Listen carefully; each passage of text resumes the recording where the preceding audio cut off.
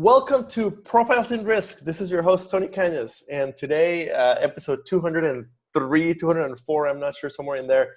Wow. Today, I am very excited. I know that I almost always say I'm really excited because that's just who I am. But today, you're always really excited. That's fun. But today, I really am really excited. Today, I have Jon Pyle with me.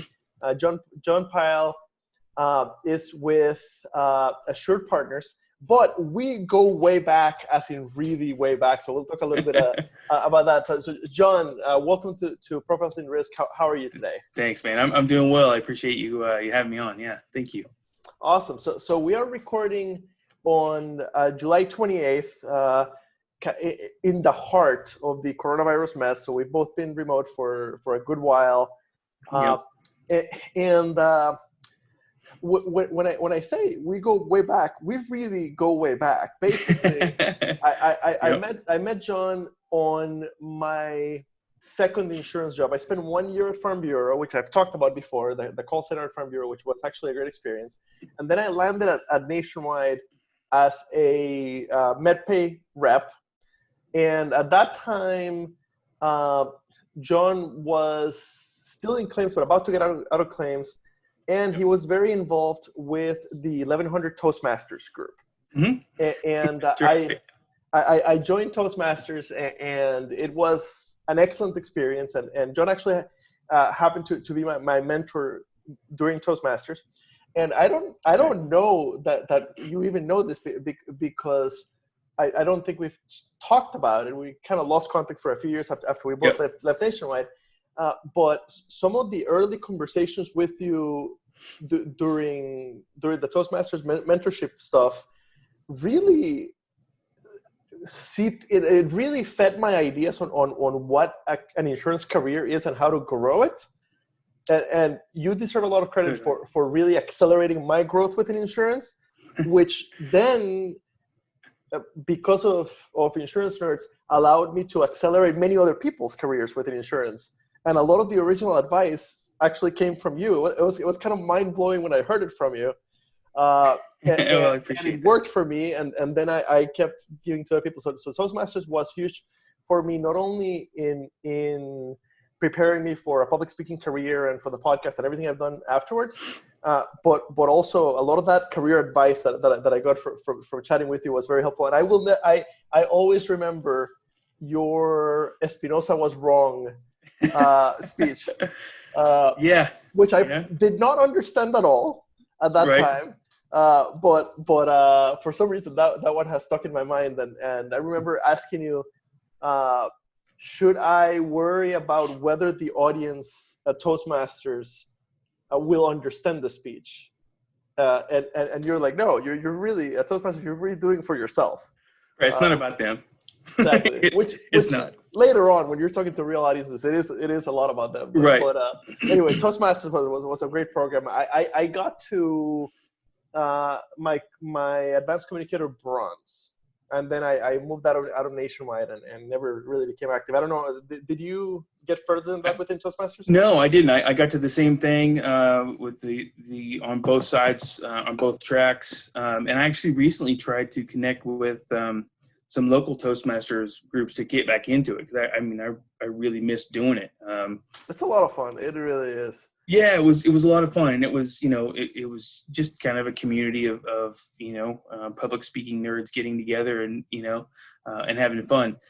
Honestly, I haven't been able to find one here in the Cleveland area that they've been real responsive. But I sent out those notices or my interest right before COVID hit. So in all fairness, it's they have had other things going on. So out of all the offices that I worked in since that Nationwide office, even the other Nationwide offices, I never found a group like that because it was just so convenient to have it right there in the building, 11 a.m. on Tuesdays. And it was such a great group. They were a lot of fun, and those people were a lot of fun. Exactly, such a great group, and that's why. Yeah, I was active in the Sacramento one, but it was nowhere near as developed. It was in the office, but it was nowhere near as developed as the Des Moines one. And after that, I never really found one. So I'd love to kind of go over your career because you came from claims. but you really grew into a sales and sales management guy, which we'll spend most of the time talking about. But sure. kind of walk me through your insurance career, kind of step by step. So you get a degree in music. Yeah, that was a worthwhile expenditure. So how did it how did it go from there? Well, I was out, touring all the time, and we found that we had our first son on the way, and my father-in-law had I don't know what his official title was. I think he was the chief investment officer for Progressive Insurance. So he'd grown up with Peter Lewis. So I told him, I got to find something else. And his exact words were, "Well, there are always idiots crashing cars. You should look into insurance." So that's what I did. I did that. I talked to several companies looking for a position basically that had training. The one that I took was with Allied. So with the Nationwide Group. So I started that out in Malibu, California. So I did that for a couple years, got promoted and moved to Des Moines where we met, to open a home repair division there in their claims department. So we did that. And then I guess part of the time. So let me pause you there because exactly. That's where we met, right? So you're in Des Moines, and you at this point you have the master property claims rep title, which they don't have anymore. But at this point, I'm a senior medical claims rep, and I'm like 2 or 3 levels below. Like you're at like level 5 claims. I'm at like level 2 claims. And so at this point, I'm thinking of my career as claims. I've spent 1 year in claims. This is my second year in claims. The first year was Farm Bureau call center. Now I'm doing medical at Nationwide. And and at this point, I don't think of myself as an insurance professional. I think of myself as a claims professional. Right. And I remember asking you, how did you get to the master level? That's my goal. And so distinctly remember you basically say, well, they wanted me to move to Des Moines. I negotiated it in. I negotiated, exactly. They wanted something from me that I really wasn't getting anything out of. I negotiated a major promotion and title out of them wanting me to move to Des Moines. And then you went one step further and said, don't marry yourself to claims. If your goal is career growth, moving around different departments, maybe even different companies. I don't know if you said different companies, but you definitely said different departments. It's the fastest way to grow. And I remember going back to my desk kind of like mind blown. And it worked. A few months go ahead. And to that, you did a much better job than I did on that. I never made it into the underwriting seat. You know what I mean? I never made it that far. So, which for our listeners, thinking insurance careers, which is a lot of our listeners, the underwriting side is very, very important. I think important. that just about anybody would agree in that. And so I used your advice, quickly moved into underwriting, and then I made a tactical mistake and only spent 1 year in underwriting before going first to finance and then to sales management. Later on, when I got downsized in sales management, I wanted to come back to underwriting, and it was hard because they wouldn't give me credit for only 1 year of experience. It took me a lot of work to get back into underwriting, but I'm glad that I did. So anyway, you get to Des Moines as a master property claims rep, having negotiated the good promotion. Which, 2 years before that, I was a musician. So I literally started as a trainee. So I had to. I did not realize at that point that I was talking with you only on year like 3 of your career. I had no idea. Yeah. Okay, gotcha. And at this point, I remember you told me that you had applied for or were interviewing for the sales manager side. Mm-hmm. And same story. I'm like, why would you leave claims, right? And then thinking back now, having spent a little time in claims myself, having many friends who have spent a lot of time in claims, like how incredibly naive was I? Because claims not for everybody.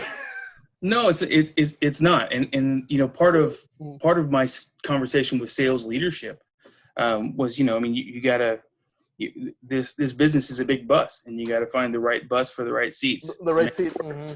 You know what I mean? And a lot of folks in claims in the past, and I'm sure currently and in the future, are not.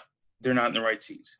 And as an industry, there's nothing wrong with the fact that claims is one of the major entry points into insurance, where you can get an entry-level claims job without prior experience. That's fine, but let's give people direction, and let's identify the ones that like claims and are good in claims and help them grow within claims, and also identify the ones that are not and help them move to. Because otherwise, what happens is they leave the industry and they never come back. Right? They do. Yep. 2 or 3 years. We lose a lot of talent because of that. Exactly. We lose a lot of talent, and that claims experience they gained is valuable. It's huge. Every interview I've had, they've been like, we're very happy that you had a little experience in claims. So anyway, you do your time in claims and start flirting with sales management. Yeah, and I'll tell you how that happened. It was a buddy of mine who I was actually trying to get into loss control, and I've been trying to get into loss control for a while. And he finally said, when we were sitting down one night, he finally said to me, I said, "Look, you're not smart enough to do this." We only hire engineers. Right. He was like, you should look into sales. And I was completely insulted on multiple fronts. I was like, why would you say something like that? And he's like, no. He's like, I think you have the personality to fit that, and he meant well, but that also insulted me. So I at that time I was going through the Emerging Leaders program there at Nationwide, and then one of the speakers that we had was opening up a new division where they were basically training sales managers. By the way, you were also the first person to tell me about ELP. Yeah, which was a great. I mean, it was a great thing. It was you're in with 30 of the best and brightest that Nationwide has to offer. They put a lot of stock in. These are going to be the future leaders of our company, and that's also a program I negotiated my way into. I had no reason to be there. Yeah, but so I ended up talking to. His name was Jason Grahams. I don't know if you ever. That's exactly. Yeah, that's. Just a fabulous human being, and to this day, a really, really good friend. So he pulled me into that, and that was my entrance into sales. Okay, the sales management role. So as I think about it, there's a lot of firsts that came from Jon for me. So you're the first one to tell me, don't marry yourself to claims, allow yourself to move around, faster growth that way. Number two, you're the first one that told me about ELP, which I ended up doing in Sacramento later, and I recommend it to many people because it really is a great program. Yeah. And number three, you told me about the sales management side, which I had no idea existed, and to this day, it is my favorite carrier side job. Not only that I had, but I think the sales management side has the perfect combination of the freedom of being on the field, having a company car, making your own schedule kind of thing, really kind of managing your territory the way that you want to manage it, kind of almost as your own business, while at the same time, and really good money for a carrier side job, while at the same time, basically it's as close as you can get to becoming a broker without a commission only, much more, much harder role. Without having to kill what you eat. Exactly. So the sales manager role, I think I don't know if I've actually taken a few minutes in the podcast before to really describe it, but basically you are the hub that manages the connection between the company, the carrier, and a group of independent agents. Later on, when I was a sales manager, I trained with some of the Nationwide people back when Allied was the independent line and Nationwide was the exclusive line. And on that side of the game, the sales manager or territorial manager role is similar, but significant. It's significantly a harder. Different thing. Like the independent sales managers, it's more like find successful agents and get them to use us instead of the competition. Yeah. The exclusives are hiring like former vacuum cleaner salespeople and teaching them to sell insurance, teaching them to manage an agency. Like but they're both just fantastic roles. So anyway, they are. So anyway, you got into the sales manager training program, right? Yeah. Okay. Yep. Yeah. So really what had been, sort of the norm up until that point was, they picked out folks mostly from underwriting that they thought, this person has the kind of personality we think would be great for that sales role. They hand them a laptop, keys, cell phone, territory. Like, there you go. You're on your own. Good luck. That's it. That's it. Yeah, best of luck to you. That's it. By the way, if you want to keep your job, hit your sub goals. Yeah, that's right. That's right. And hopefully you have a few of them that just, or at least a territory that will just kind of run itself and knock those sub goals out for you. Mm-hmm. But, so whenever they kind of brought me on board and, and started explaining, the whole process of what they were doing and putting this whole training program together. And they're like, what do you think? I'm like, that's nuts. And they're like, what are you talking about? And I said, you're giving me control of an $80 million territory. There's an income stream for Nationwide that's $80 million. Even if I started working at McDonald's, they teach me how to not burn the fries. This is ridiculous. And they're like, that's what we're trying to fix, right? So we're putting together this whole training program so you don't go out and blow that $80 million. So, that was it. That was the first part of it. And it was supposed to be a year-long training. And something like 90 or 92 days into it, they came to me and said, hey, we have Pennsylvania open. They sent you out super quick.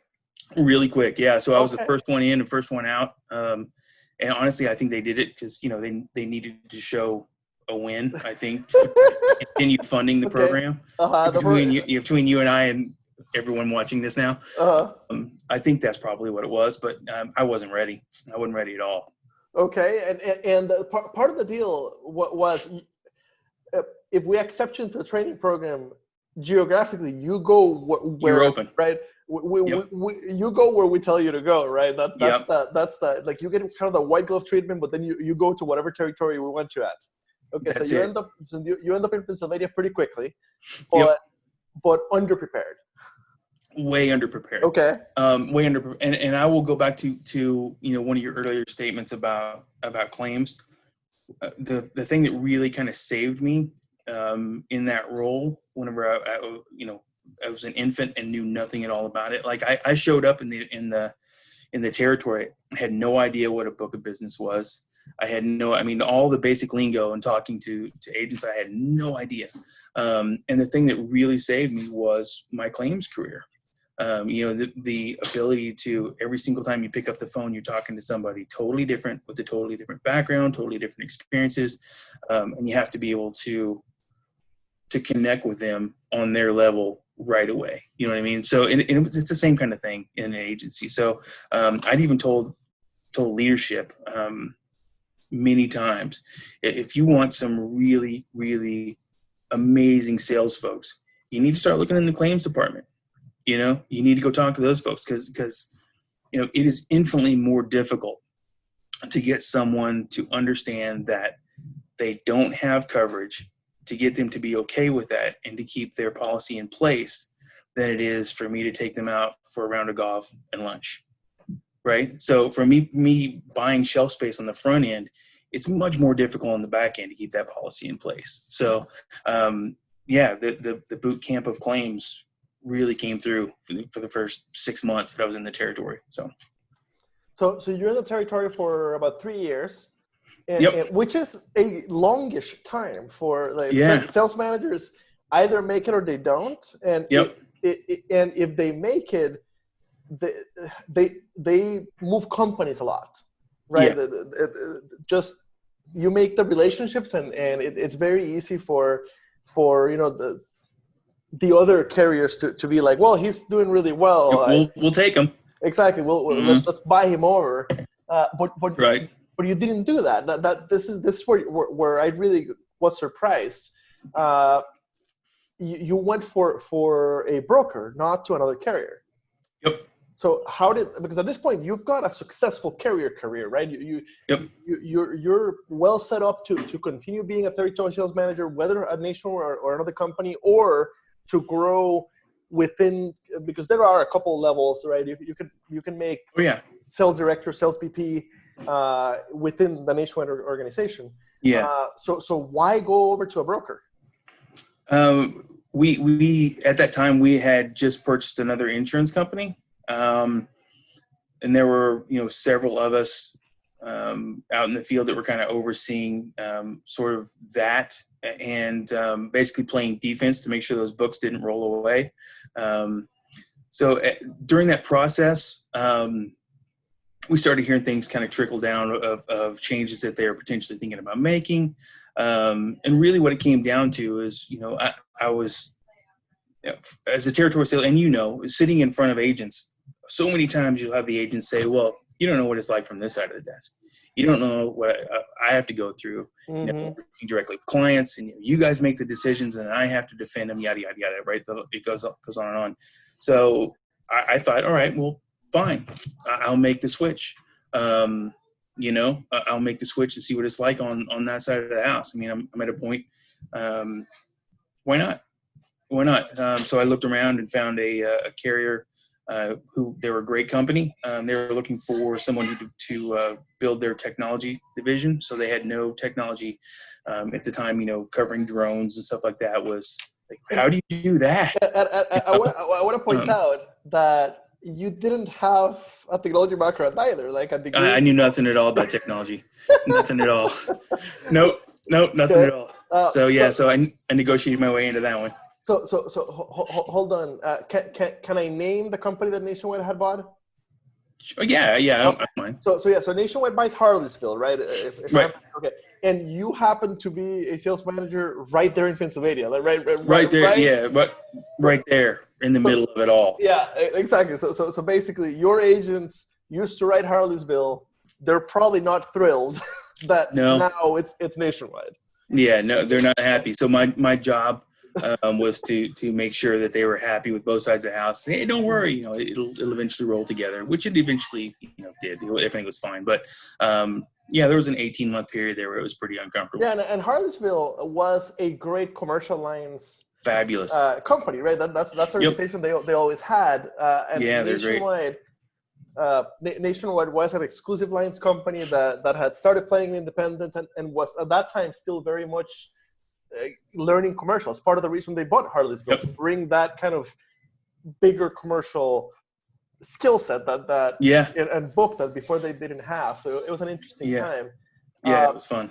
So as a typical good salesperson, you again interview your way into a job for which you are not totally actually qualified yet, which is totally of good salespeople. Totally. Okay, so how did that go? It was just a conversation, and they asked, how would I build my book of business? And I just find the right people to have the conversations with and build the relationships and move forward, and that's really what I did. So within that, I actually got kind of lucky with that one. Because at the time I was playing music in the Harrisburg area, and one of the guys who came out to see us play was a big Stevie Ray Vaughan fan. So I was playing a Stevie Ray Vaughan tune. He came up afterwards and, hey, I'm doing this big technology conference, and we're looking for a band to play.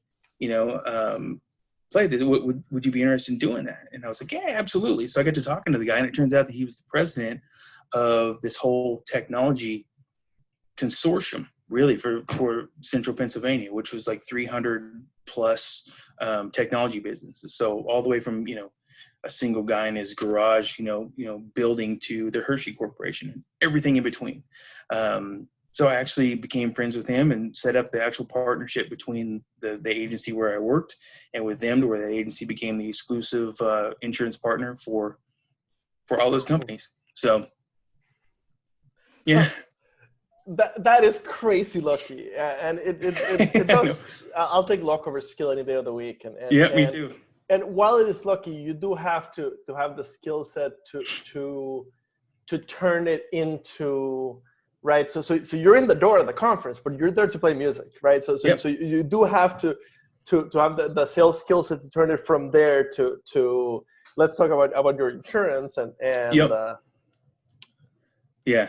So it was a very fortuitous meeting. Yeah. So it was good. Okay. So you're year and a half doing this, leading the technology practice without knowing technology beforehand. Yeah. Well, and to that, I got really good at it really quick. So I left knowing much more than I did coming in. And then you go to Harlem to Hanover. Yep. You come back to the carrier space. So successful brokers generally stay successful brokers because there's so much freedom, there's so much money on the broker side. So why come back to the carrier side? Whenever I first started with Allied in Pennsylvania, they'd only been in the state maybe 3 years or so. So the guy before me had sort of opened up that state, and had done a good job. But I'd sort of taken it from there and continued to build. So really, they came to me and said, "Hey, we've been asking around. We heard kind of what you did with Allied and with the Nationwide Group. We're coming into the state, and we'd be interested in you actually kind of running with the ball." And as you know as well, on the sales side, on the carrier side, you don't really get many opportunities to open a state, and really kind of build it the way you want. So that's what it was. It was really my opportunity to kind of go in and having done it with Allied for years, I knew which agencies that I wanted to be in, which ones were the good ones, so there were bigger shops that would grow. So it was a very limited footprint. They're coming in with 25 or so across the state.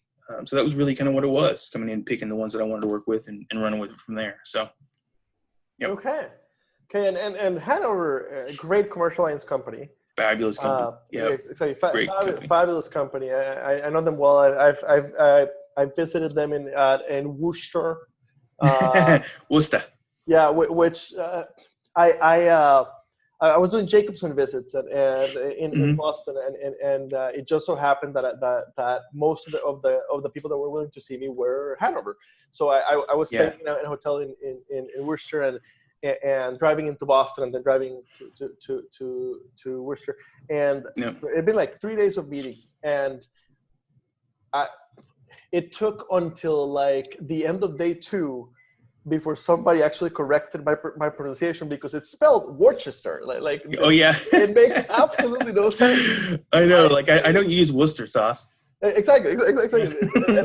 Somebody finally corrected me, and I'm like, what? How? Yep.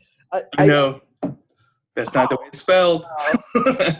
So the beauty of it is now, like, when I do get in front of somebody that works at Hanover, and right now I'm not traveling, right, because of COVID. So, but right now when I do get a conference call with one of the leaders at Hanover, I can very quickly establish that I'm actually like part of the family. Right, Like very quickly, how are things in Worcester, right? That's right. So they immediately know that you've been there, because otherwise there would be no way. That's right. Okay, so you do 3 years, 3.5 years, small commercial. So again, why leave the carrier to go back to a new brokerage? Yeah, that decision really came from a family decision. Okay, so that was a work-life balance. Yeah. So it was a case where we've got the only grandkids in the family, and my wife's family were all kind of born and raised around here. Gets us a little closer to my family in Missouri. So yeah, we made the move, and just came back and said, you know what, we want the kids to grow up around some family, So you're from California originally, right? No, I'm originally from Missouri. I was in California because of my my overpriced jazz degree. Yeah. I see on LinkedIn that particular musical institute is actually literally in Hollywood. Yeah, it's so right. Yeah. I can only imagine how overpriced that was. Well, look at this. I'm still paying for it. Yeah, I'm still. Yeah. Gotcha. I bet it was fun. It was a lot of fun. Okay. So that if you're from Missouri, that makes sense why you don't mention that much. You're right. To fly over state.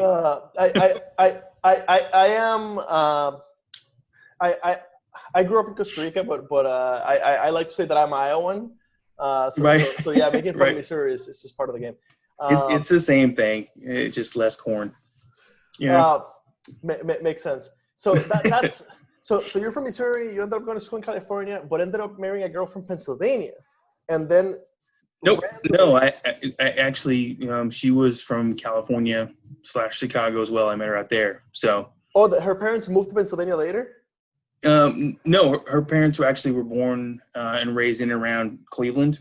So then they worked their way through Chicago, Los Angeles. I didn't realize that you moved to Ohio. I thought you were still in Pennsylvania right now. Okay. No. Yeah, we moved from Harrisburg to Cleveland. Yeah, so actually Chagrin Falls. So it's this. Okay, so that makes sense. So you're finally basically at the point where you're like, my career's stable. At this point, I've got enough experience and negotiating power to really be able to kind of choose somewhat, and we want to go back to Ohio. You're much more in the driver's seat at this point. Yeah, exactly. So I mean, it's one of the things with insurance. You always have a job. So it's just really it's finding where you want to go and what culture works. And I spend a lot of time telling people. There is such a stable industry, right? And right now is the perfect example, right? Middle of 2020, unemployment in the States is 13% or something crazy like that. Insurance unemployment went from 1% to 3%. Yeah, it is still an employees market. We have had no mass downsizings. Same thing 08, 09, which was just before my time. But the industry held together really, really well. And you're a perfect example of the other thing that I tell people, which is everything needs insurance, regardless of what it is. Somebody out there sells that insurance. Somebody out there underwrites that insurance. Somebody out there is an expert in, right? So there's always more to learn, right? So now the current reinvention of a very good sales guy, Jon. So now with AssuredPartners, hospitality and restaurants is what you're specialized on now. I do a lot of. It's really sort of the whole farm to table environment. Really kind of what I specialize in. So everything from agriculture and working with the local farmer and local grain mills and everything like that. Literally all the way through to the end customer. So, restaurants are a big part of that. Food manufacturing and distribution are a big part of that. Hotels, grocery stores. I mean, transportation. It's a pretty big swath of business there. So.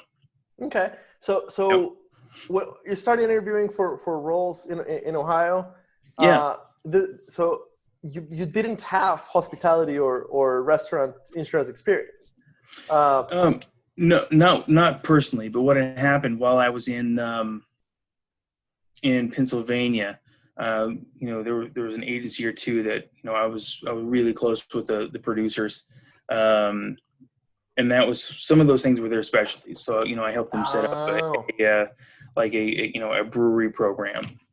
So this exclusive brewery program and so we're looking at restaurants and brew pubs and all this kind of stuff.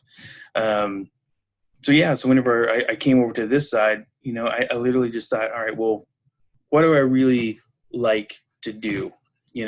I like to drink beer and eat food. So all of those things need insurance, right? So, really, that's the wonderful thing about this is it's beautiful. yeah, you find really what I don't want to say passion, because I don't want to throw it out there that I'm passionate about drinking beer, but you find out what you really like, and really what it comes down to is it was early on. I had a thought of I don't want to sell, like I don't want to be a sales guy, which is weird, I guess, hearing that coming from a sales guy. I didn't want to sell. What I really wanted to do was consult and help. And that's honestly what I've tried to do in every position that I've had. Makes sense why you were interested in the loss control side.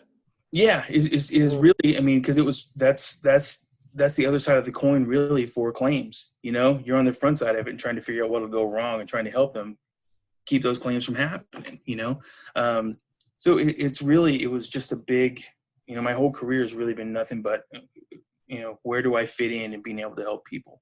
So even to this day, you ask what I do, I'm a consultant. Really, I mean, I'm no different at this point when I talk to a business than their banker or their attorney, or hopefully they like me better than their attorney, but their finance person. I'm really nothing more than a third party consultant, just sort of tacked onto the back of their business to help them run it better. That's it.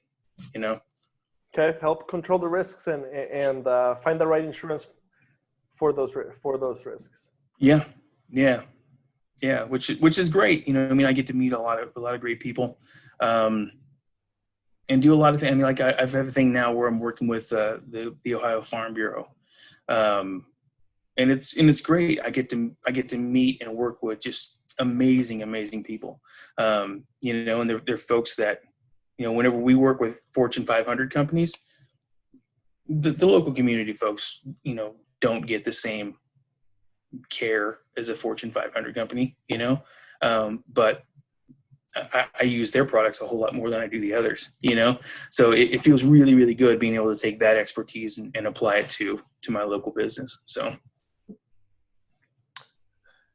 Ohio Farm Bureau happens to be what started Nationwide. Yeah, the birthplace. So I'm sort of back at the beginning. You have sort of. I have. Yes, I have. Yeah, and it's funny too because I get on on the phone on meetings and conferences with Nationwide Ag leadership, and some of the folks I we both know from Locust Street. So. Mm-hmm. Gotcha. So I'd love to use like the last 10-15 minutes here to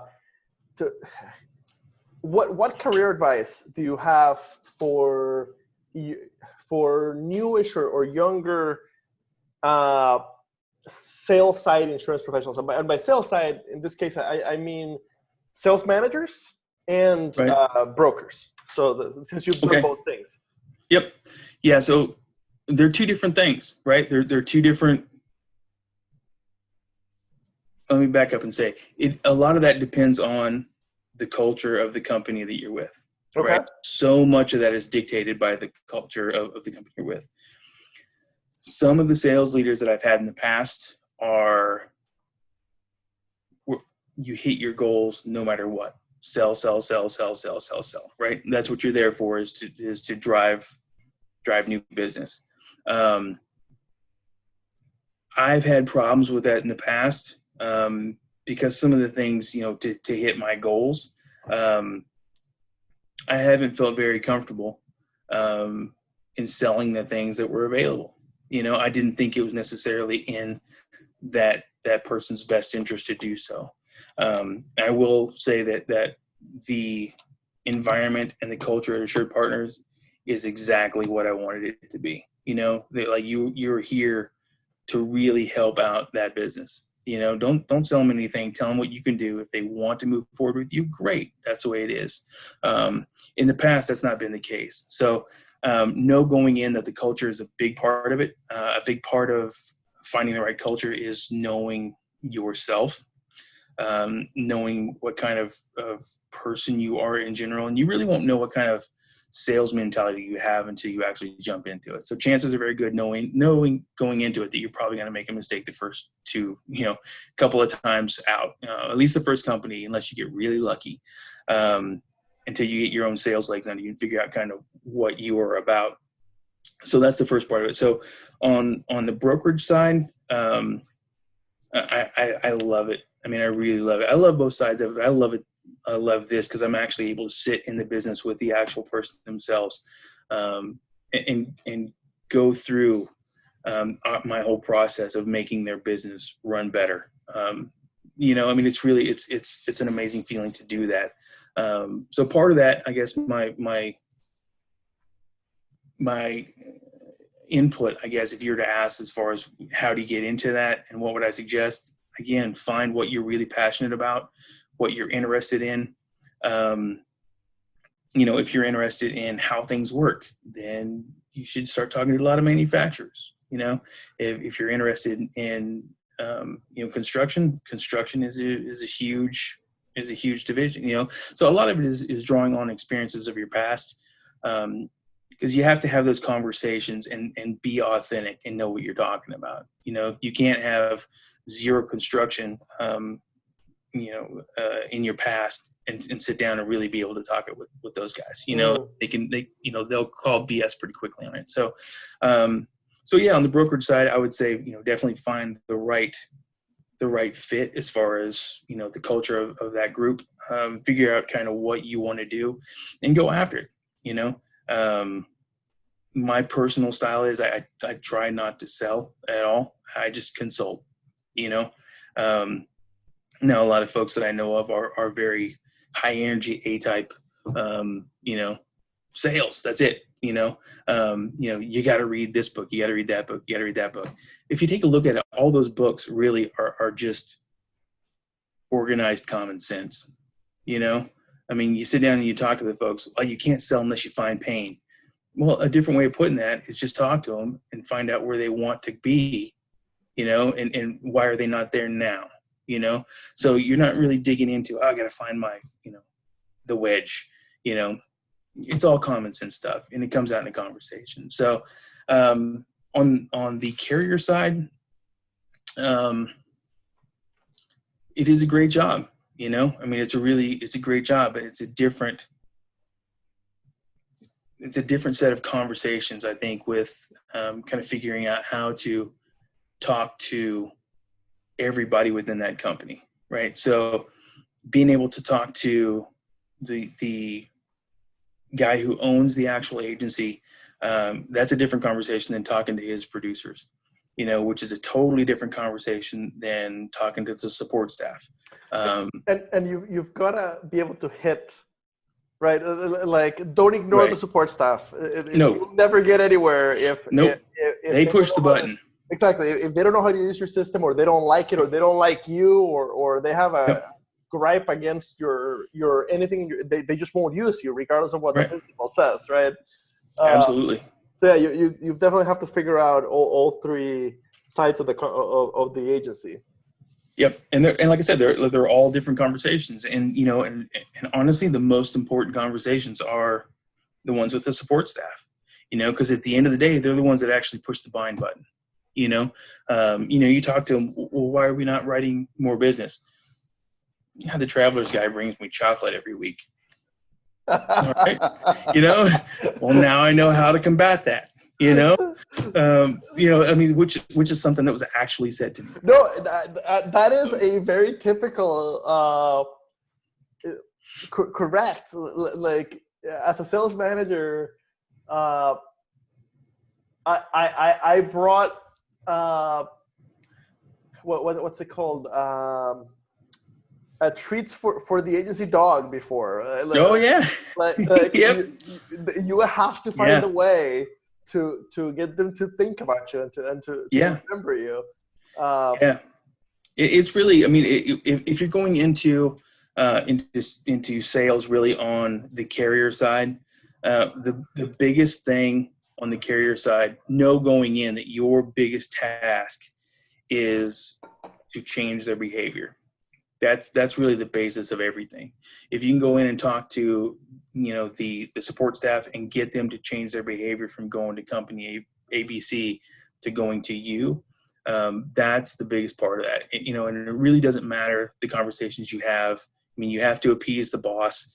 You know, you have to take the producers out to golf and lunch, But at the end of the day, it's really changing the habits, you know, of the people who actually push the button. And, you know, it comes down to, you know, getting them comfortable with the system, and you know, really response is the biggest thing, because they really want to get it off their desk and move on to the next thing as quickly as possible. So a big part of that is working with your internal staff. So, you know, your underwriters and the folks that you have in the home office that are saying yes and no, really getting everybody on the same page and saying, look, you know, if something comes in, be the first one to call them, because if you're not the first one to call them, you're not going to get it, you know? So part of that is overseeing your own team and sort of leading via influence. You're you know, definitely the quarterback.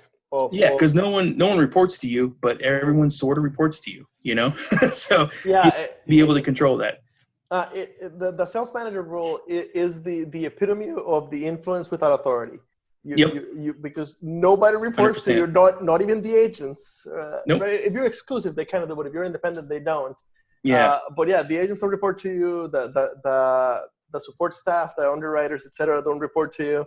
And you have to influence behavior on all sides to you got to get shelf space. I mean, you got to get shelf space. You know, you don't want to be, you know, more than the second place. You know, you get past second place, you start getting leftovers from everybody. So you got to get shelf space. Makes sense. Makes sense. I really like this conversation. Because it's a great example of a successful insurance career today, starting from entry-level claims and then finding the place within the industry that works for you, fits your personality, and not being afraid to change not only disciplines but companies to find to find your place. And then I really like your last move in that it recognizes I've invested in this industry and in growing myself as a valuable part of this industry. Now that I've done that and I'm holding some cards. Right, I'm holding some better cards than when I started. Now, where do I really, right? Where do I and my family, where do we really want to be, and what kind of role, what kind of company do I really want to be, kind of for the next, for the second half or whatever.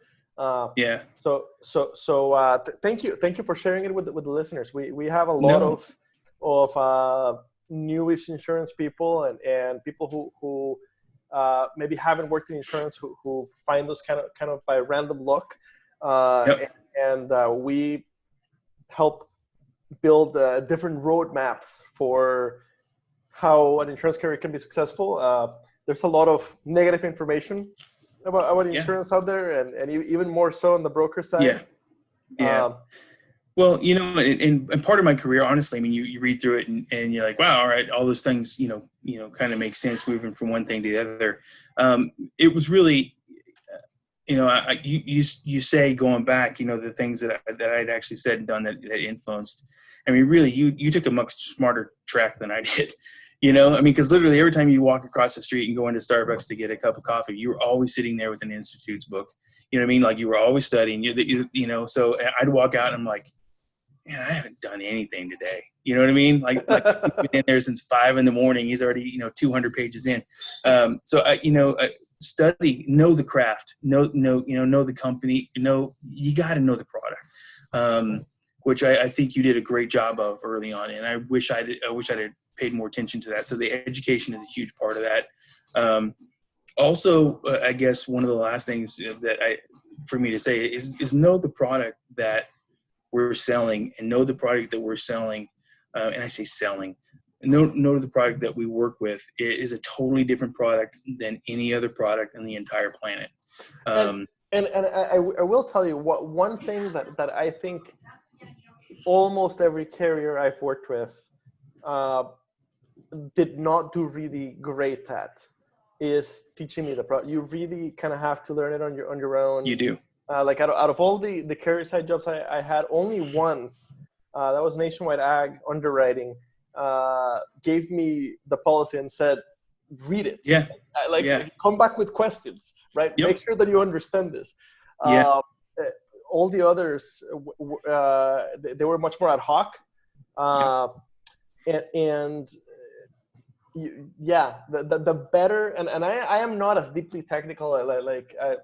I've got really good broad education on insurance, but I am not deep in anything. Well, you don't need to be. You know what I mean? I mean, you're not in a career position where you need. Yeah, exactly. You know, so I learned that about myself. Just like along the way, you learned about yourself. I learned that about myself. I do best in roles that are more generalist, and that are more about getting people excited and getting people to collaborate. Than about being a deep expert. It just wasn't my thing. And it was a great. I think your loss control friend did you a great favor. He did. I need to find Kalen and in identifying identifying. Hey, like you've got all the makings of a great sales guy, right? Yeah. Or a great sales professional. A great professional on the sales side of insurance rather than the loss control. Because the way it went for me, I, as a good sales guy, managed to talk my way into the financial leadership rotation program at Nationwide, deeply technical program, and then I failed horribly at it. So I learned the lesson, and it changed, and I failed well. But I failed well, I failed out of it with a promotion. Within the same company, and ended up in sales management much faster than I would have otherwise. But it was a painful experience. And sure it was, but you learned. Exactly, and it definitely changed in the future the way that I looked at job openings. I now understand that deeply technical, deeply analytical is just not the way that I work. It's just not where my strengths lie, right? Right. So I think that your friend loss control saved you from figuring that out the hard way.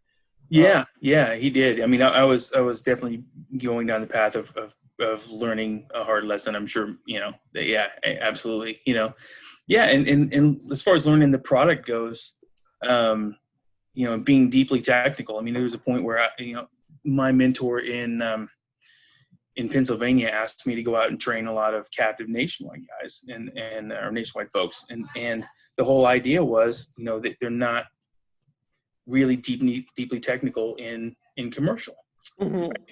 Right? So it goes right along with that whole idea of, you got to know the product.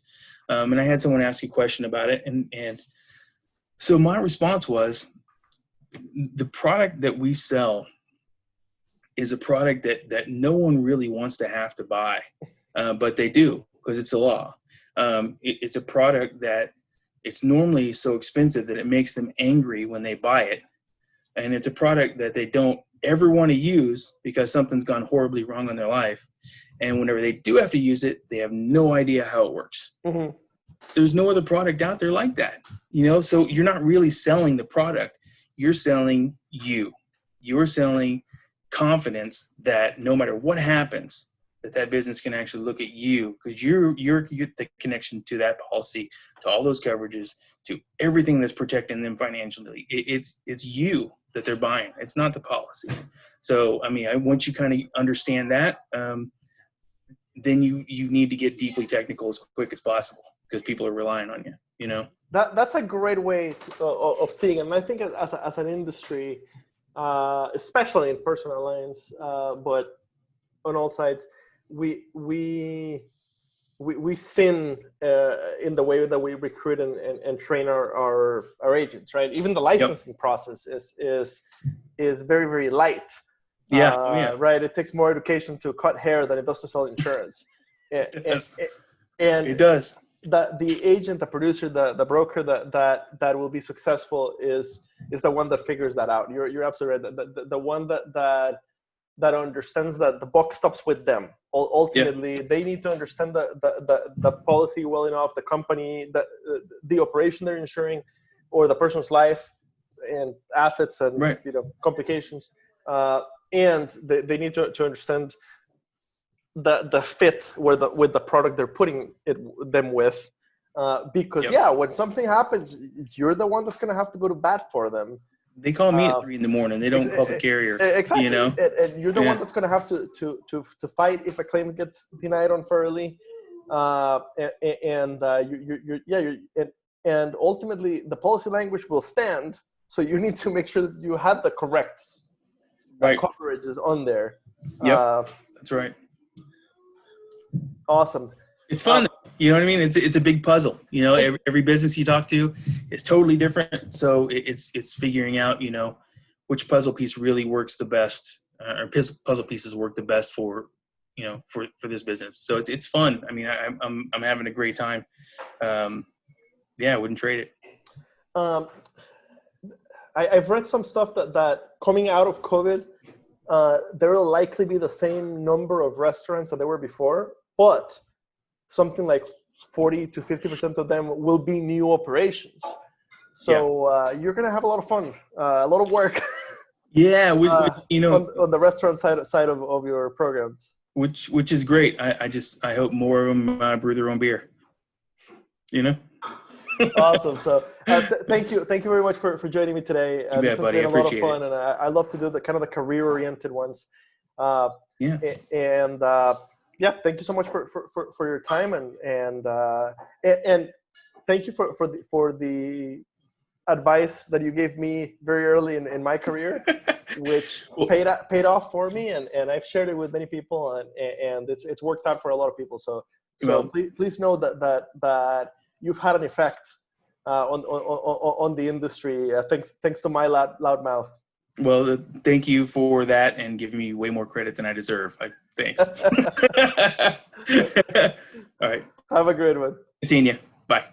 Bye.